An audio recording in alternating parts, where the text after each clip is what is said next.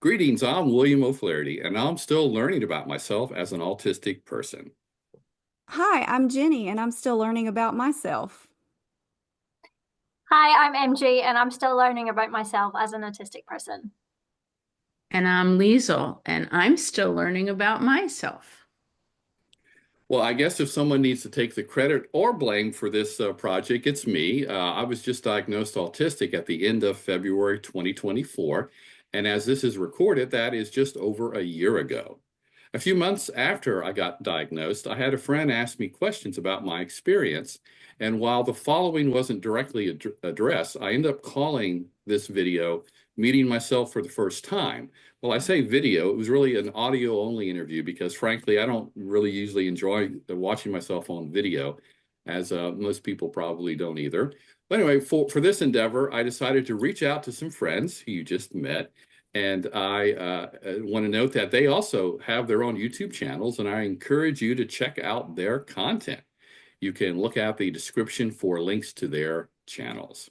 Well, with that out of the way, let's have my friends get back into the conversation and give a few basic facts about themselves.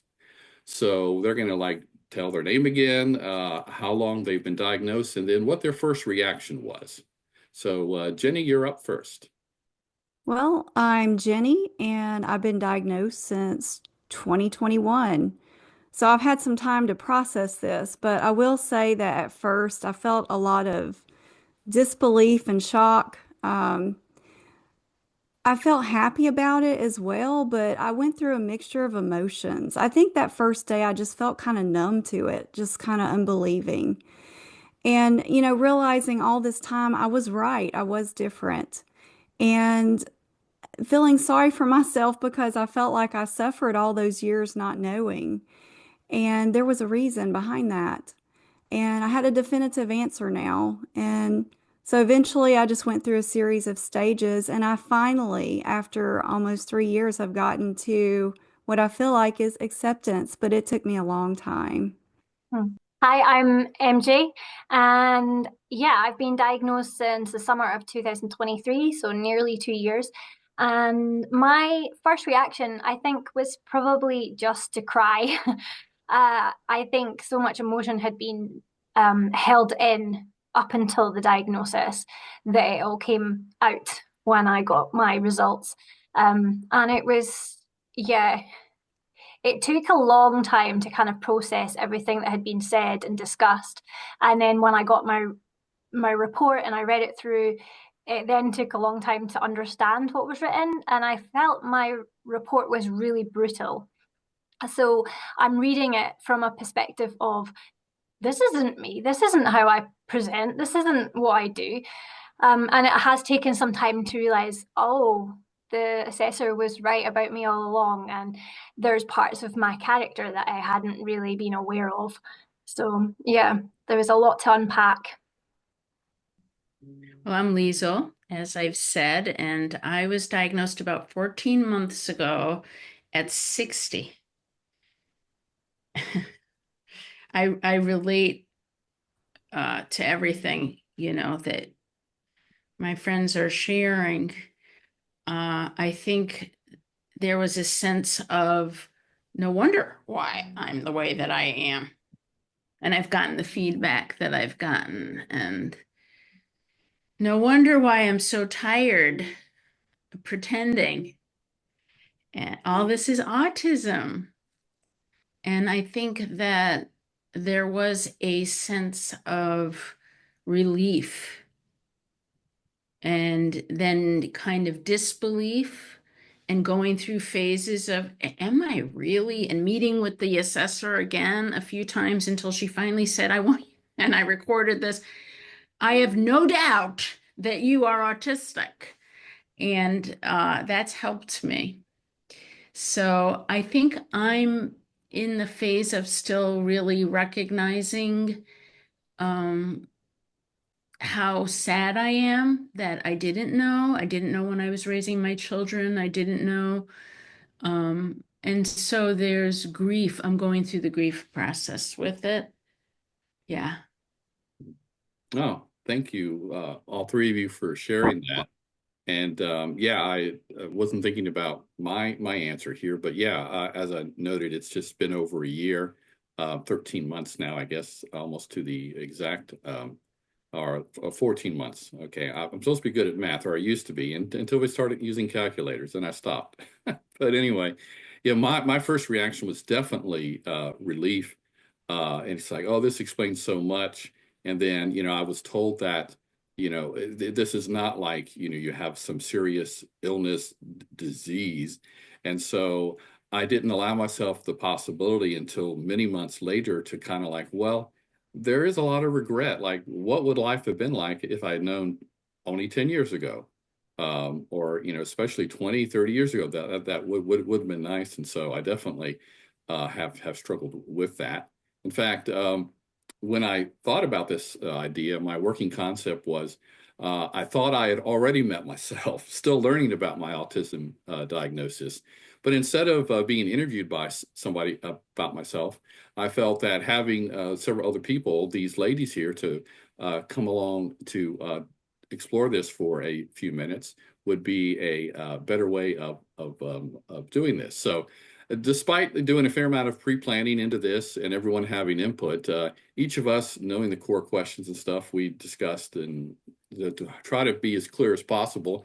We don't really know if this conversation is going to work out as we hope, but we hope it makes sense and that you can understand that getting a diagnosis as an adult can be challenging, but we've made it so far, and so you can too on this journey. Well, with that, then let's take a plunge into a couple questions here. I think Lisle probably created or researched, looked at some things, and this is the one we wanted to start out with to kind of springboard a little bit more off of what was already shared, and that is, many late life diagnosed autistic people experience relief and then grief when they find out that they've been autistic all their lives, and it went under the radar. So each of the ladies, I think we're going to still go in the same order. So Jenny will be up first, answering, did you experience relief and or grief, or tell us some more about that? And what is something you were relieved about, and what is something that you grieved about? Yeah, I would definitely say so. I would say at one point I did go through grief, and I liken it to the stages of, how when you lose a loved one, how you go through stages like denial, anger, bargaining, depression, and acceptance. To me, it always felt like that's how I experienced it. I have bounced back through different stages at different points in this journey, and it's been difficult at some times, especially the first 2 years after my diagnosis. It felt like it took me forever to get to a point of acceptance. The thing for me is having self-acceptance. That was a huge relief for me. Realizing I wasn't broken, I wasn't made wrong, and I could finally just accept that I was neurodivergent. Another thing that I was relieved about was that I had never really believed in anything that I said. Other people's opinions always mattered more than my own. And I researched autism to a high level, and knowing that I was right about all these things that I was seeing in myself made me feel actually quite smart. I was like, yes, I finally passed a test. I had the knowledge and I was right. And I think it's just that relief of it's just not something that's in your head, that you research to the nth degree and you believe you are it because you know it so well, but it's actually true.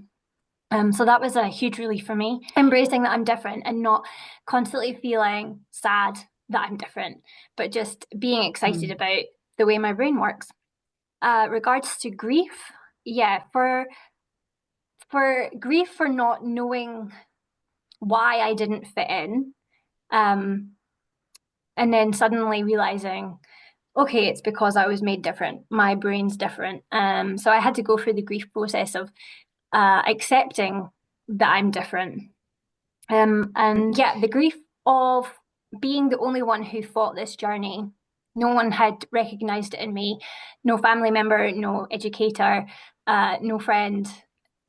it's just something I had to do all by myself. So there was a massive grief journey for me for that, because it was a massive fight. And yeah, I still feel that grief actually, that I'm sad for the little MJ that grew up not having anyone see how she was different. When I shared my diagnosis with my mum, she was riddled with, I guess, guilt. And her guilt I then took on. She was feeling guilty for not recognizing the signs and not seeing it. And my mum's in education too, so she works a lot with children who are different, and she didn't see it when it was under her nose. So I took on her guilt as well, and her shame over that, and I felt a lot of grief for her. And I wanted to comfort her because she didn't have the ability to kind of uh yeah, she was just stuck on this "I've let you down" feeling. And I didn't want her to feel that. So it then became my feelings too. Mhm. Um, so I think she knew I was different, but having the diagnosis just made it that little bit more real. I was just going to say, isn't that just like us too? You know, there's such a false idea that we don't have empathy. We have so much empathy that it's hard to hold on to our own lived experience emotionally. We take on, and then we take on the responsibility. I appreciate how you put that, MJ, especially as a mother, right? Myself with grown kids. So anyway, um, okay, relief. I think like, wow, I'm not a failure at being a human being. That was really very validating. Like, this is real. This is a real way of processing. And I make sense and I'm not alone. And a lot of that relief was ongoing for me as I started connecting with the YouTube community. I think that the advocacy there has been remarkable for me to hang on to my soul. So that relief was definitely there. The grief for me was so massive. I am still in the sadness part of the grief where I am not a crier, but in the last year I am often on the floor smothering my face in my bunny and at the foot of the Lord, just feeling so sad. Like, I'll never be like most of the people that I know. um all this time trying my hardest to be like others, even coming into a field, and my vocation, I think, was related to that in part. Just that there was a lot of grief, and there still is. It's just a little over. So yeah, for me, as I noted, there was that initial relief, and then it was later that I really came to grieve things that it's it's everyone's going to go through grief with different things in life, and there's nothing wrong with that. One of the things though that I learned, and I'm probably getting ahead of myself. I think we have some more solution suggestion stuff later, but I'll just briefly share that. I realized that yes, there's a time for that, but also it's kind of like driving a car, that you have the rear view mirror to see the past, but if you are always looking in that mirror, you're going to go really slow in order to not wreck. And so I found that while I do have a tendency to ignore my feelings, that's a whole subject that we won't be getting into, that if I do slow down too much, then I am going to just like not move forward at all.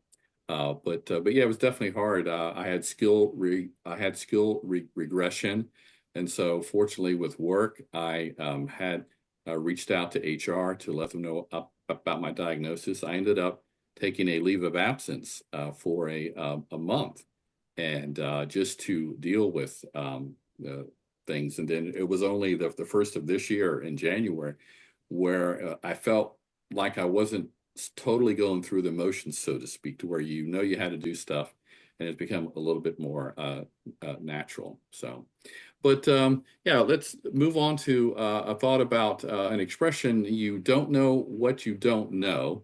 And in light of that, maybe there might not be too much more, but if you want to, each of you want to uh, summarize your thoughts in terms of like, what are things that you learned maybe during the first 6 months or even a year after being diagnosed that you didn't realize about yourself? So some insight or about autism in general. I could go on a long laundry list here, but let me go ahead and just briefly share up front something that I was noting in my own video. And then by the time this video is out, Autistic Jenny's channel will have something about sensory issues. And so that was one of the things I learned about myself. I started trying out like, oh, let me put on headphones without any music. And I realized what a nice calm. I didn't realize how much of a sensory overload I had. And then I also tried out a weighted blanket, got one a couple of months ago. And I loved it so much. It was a 20-pounder that I decided to go ahead and order a 15-pounder, and I have both of them, and I sleep with both of them every night. So that's not necessarily just the type of things that these ladies might talk about, but those are some things that come to my mind right now. So, Jenny, you want to tell us some about what you learned about yourself 6 months or a year after? Well, I'll say just related to what you just said, I've just started accommodating my needs. And this is 3 years later. Like I'm having a lot of issues with like bright lights and things. So I'm learning that, hey, I don't have to suffer. I can take care of that. So that's been really wonderful. But what I want to say about since the beginning of the journey, I wish I would have documented it better. I wish I would have started videotaping way back then. I wish I would have documented the whole journey and maybe journaled a little bit my experience because you think 3 years later you're going to remember how you felt in those moments. And guess what? 3 years later, I don't remember exactly how I felt way back then. So, if I could give advice, it would be if you're starting on your journey, definitely write these things down, your emotions you're feeling, document somehow because it will come in useful down the road for you. Thing that I have discovered, or that I discovered pretty quickly within my journey, was a new vocabulary. We go through experiences in life as autistics, especially when we're undiagnosed, not really knowing how to explain what's going on or how we're feeling. And I felt like I learned so much new language when I started being in an autistic community. People were saying phrases and things, and I was like, what does that mean? Having a curiosity for these new things. And like William mentioned already, skill regression, that's something that I've totally experienced, but just giving it a name, it just means so much more to me. Things like having internal ableism, spoon theory, rejection sensitivity. There's so many words and phrases that we have learned being newly diagnosed adults that I feel it makes a massive difference to how we can express ourselves to other people, and we can use a new language to say this is what this is like for me. And I feel it's helpful to be educated, like educate other people on the words that we've learned, and just for our own selves to just have that new language. It makes everything feel a bit more coherent. um, Another thing that I discovered was how uncomfortable I was my whole life. And I went through life feeling extremely uncomfortable for the sake of everyone else, just to make sure everyone else around me was okay. So I was just always uncomfortable. And I don't think I realized that until I got my diagnosis. And then I started to understand sensory overload a little bit better. And I realized how uncomfortable my whole life had been. Um, I noticed things that were irritating me, and how small my window of tolerance was. And these are things that you just kind of don't really you don't really address. But a diagnosis gave me that ability to actually see I don't have to be uncomfortable. I deserve a place in this world, and I deserve to feel comfortable just like everyone else. So I started putting accommodations in place and making adjustments, and it made the difference. I love the fact that I'm an adult and I've finally learned that I don't have to be uncomfortable all the time. That's awesome. I love that. I have learned so much. I'm looking at my notes because I couldn't even try to remember what I said here. But I think one of the things that was so validating is that all the traits that I have so deeply, including things like shame and guilt and fear, are just part of being autistic, right? We experience that. This is how we're made. We're tender, precious souls. And that now is a time to know, accept, and be and embrace myself and take care of my embodied soul because I am so tender. I didn't realize that these things are normal for autistic people, things like how we can lose our sense of self and being anchored if we're not taking care of our autistic needs. That we have trouble identifying our emotions, that we have executive functioning challenges, that we need for security and predictability. We experience the world so intensely. We have cognitive rigidity when we do get anxious. So these are some of the things that are like, aha, oh yeah, I feel like I'm kind of picking up all the pieces of myself that I had decided along the way. Oh, that part stinks. So that's not a good part. I've got criticized for that part, being too sensitive.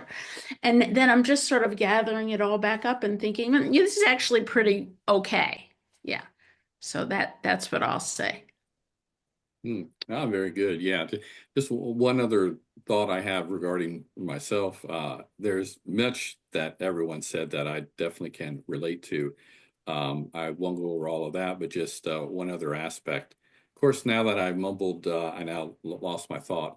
But oh, there it came back, and that is my tendency to seek clarification, and that how it oftentimes annoys others. And so many times it's because of maybe my own insecurity, and I need to trust that I did hear things right, but not to also be afraid to risk annoying someone if I'm not quite sure.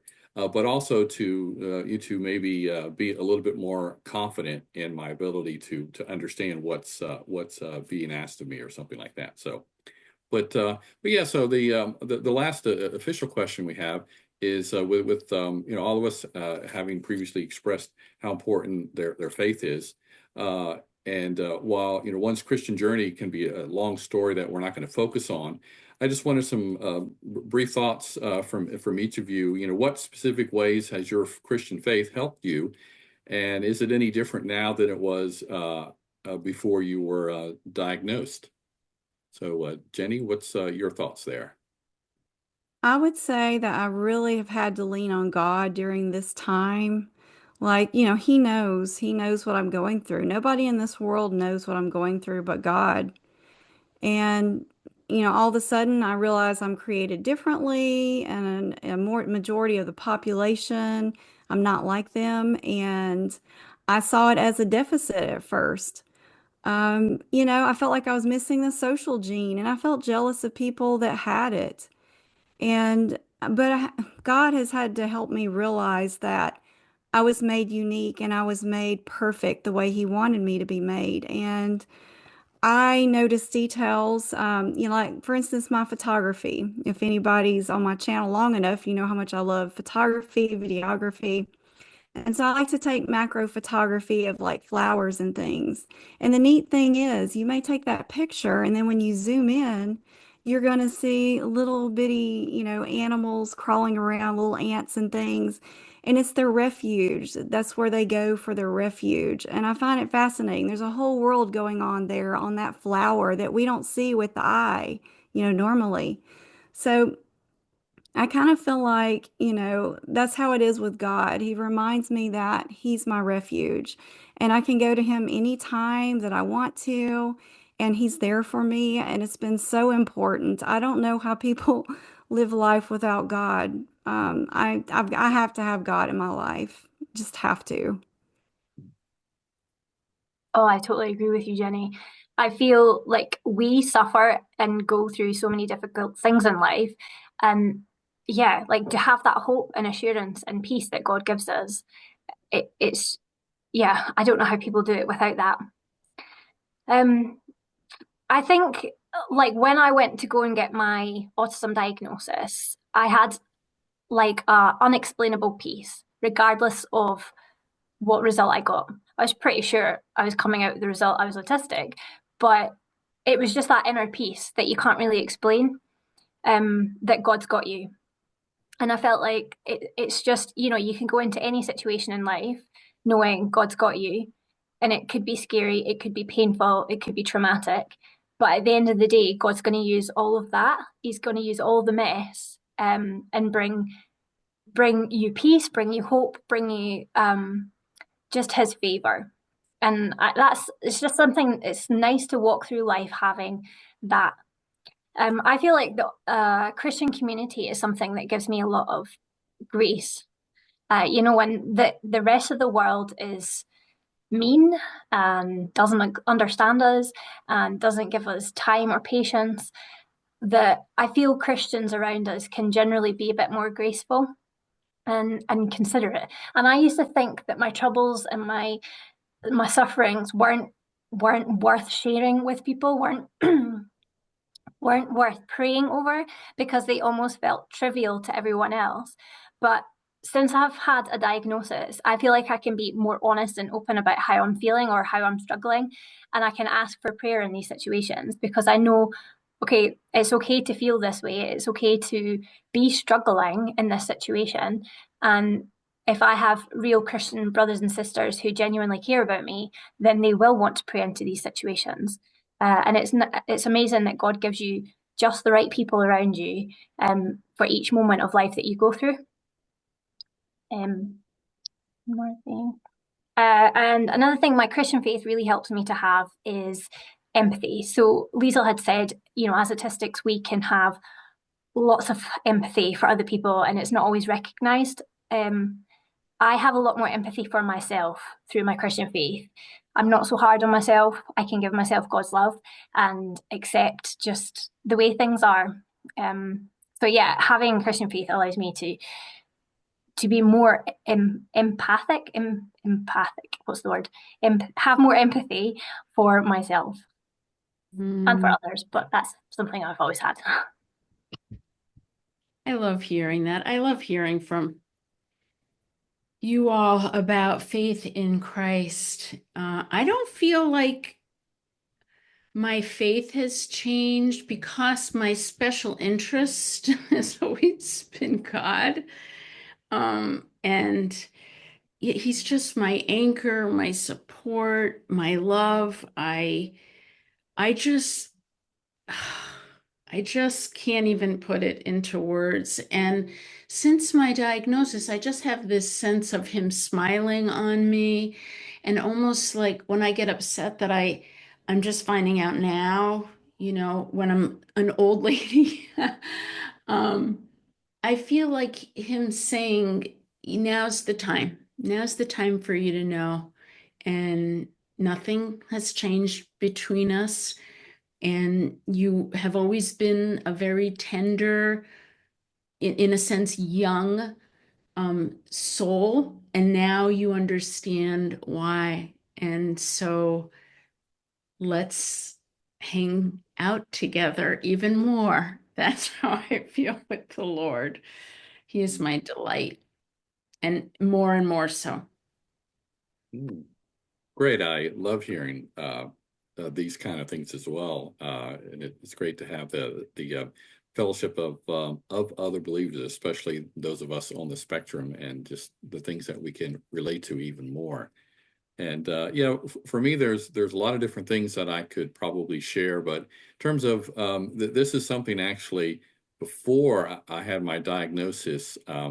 I've had over the years the opportunity to do some Sunday school classes for adults, and I was team teaching in one setting, and the person picked out a book that related to prayer, and I can't say one specific thing because honestly, the book overall, I thought, you know what, I don't know that I would have picked that book out, so I'm not going to name the book, but it did leave an impression on me that out of it, it changed in terms of for myself. I find it most meaningful to pray in the morning, and so I don't come from a background of having prayers that are written, but I can find where that can be very meaningful. But I started developing, and I'll share just the first part of it here, and that is each morning when I start my day. I'm sure to wake up in time to at least do this, and that is to pray, Father, as I begin this day, I pause to remind myself that you are the creator, you are all powerful and all knowing, and I am not, and that's okay. And then sometimes I may elaborate on that or think on that. I still have responsibility for things, but I do want to know a lot more than I can ever possibly know. And then I also will use these words. I also remind myself that you are all loving and perfectly holy. And actually, that last part is something new when I did a variation of this thought in the Sunday school class. Someone challenged me that if you overemphasize that God is love, then that leads to people just wanting to do whatever they want. And so I disagreed with this person very gently, but then it also made me rethink how I do my morning prayer. And then so I added imperfectly holy and say, well, these are attributes that may seem like opposites. So I might reflect on that. And then I will say usually these words that I thank you that I can put my hope and trust in you, and then thinking of some other scriptures in James about it, if any man lacks wisdom, let him ask. So I remind myself and usually pray these words that I thank you, Father, that I can look to you for wisdom as well as strength to do what you want me to do. And it's easy for me to get discouraged about some stuff. There's various things that the Lord has enabled me to do that people say that I'm good at, but I often will lose confidence. In fact, that has been the part of that skill regression. At the time of this recording, I just finished up. Essentially, there's a few minor things to do on a second book dealing with the Screwtape Letters from C.S. Lewis, and I was real honored to once I did get a finished manuscript to send to people to endorse, to have some really kind words say, and that helped reaffirm those things. But I often will like feel overwhelmed and go, okay, God, what do you want me to do? Okay, seek wisdom. And then, okay, oh, that's what you want me to do? I don't feel like I can do that. Well, look to the Lord and allow His Holy Spirit to give you the strength. And so that's just part of the prayer. But I think that's a specific way in terms of how my faith. While I was doing most of that prayer before I received my diagnosis, I definitely do that, as well as scripture memory also is something that helps me in my faith journey. So those are just some things that work well for me. And I hope some of those thoughts might be useful to others. Yeah, that exact verse you mentioned in James, I just went over with my son today. Oh, okay. Today. So Yeah. that gave me chills when you mentioned that same verse. I was like, wow. Yeah. Yes.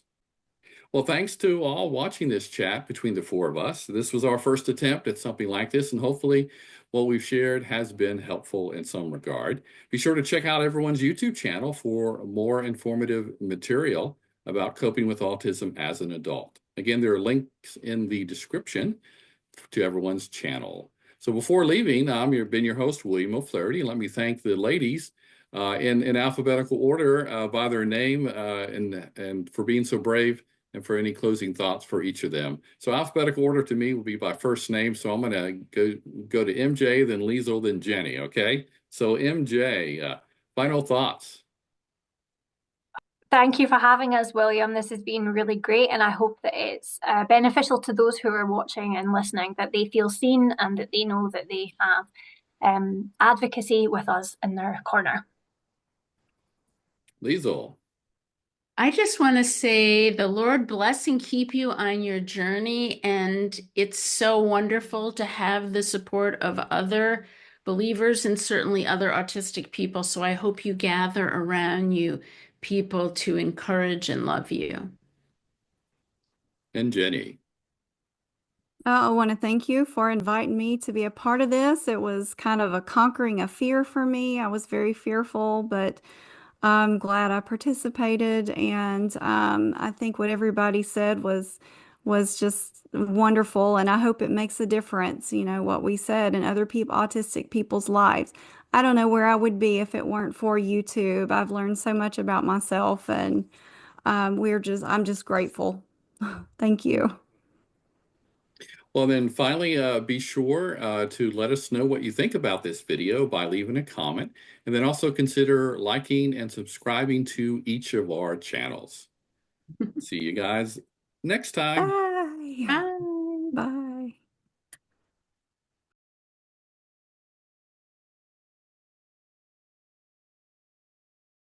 I'm William O'Flaherty. Thanks for visiting my channel. Please consider liking and or sharing this video.